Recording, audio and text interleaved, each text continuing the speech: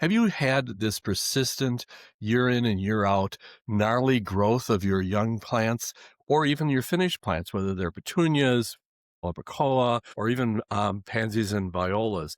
And even though you have followed all of the recommendations, you've put on extra boron, you've put on extra calcium, you've basically tried wet, you've tried dry, and you've tried all of these different recommendations, but the problem just doesn't go away. It's not a consistent problem where it is everywhere, all the plants. It is more of a transient. Some plants do, some plants don't. This week does, that week doesn't. It just drives you nuts.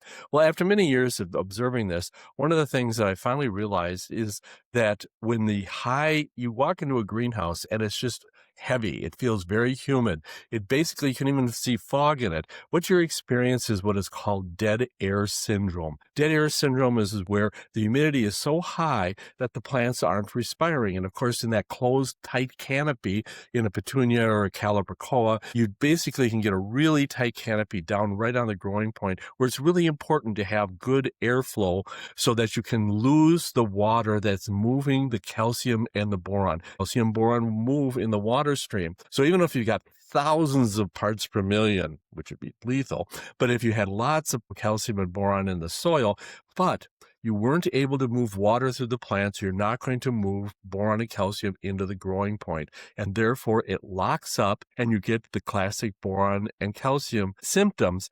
But when you go to test it, it never tests negative. It never is below standards. It's a little on the low side, but really not that bad compared to the plant next to it, which is normal, which is basically a lack of transient calcium and boron uptake. How do you fix it? Well, you basically go and you use more airflow. Make sure that there's good ventilation. Make sure that there's airflow across the crop so that you don't end up with dead air syndrome, which basically prevents the calcium and boron moving through the water stream as the plant transpires.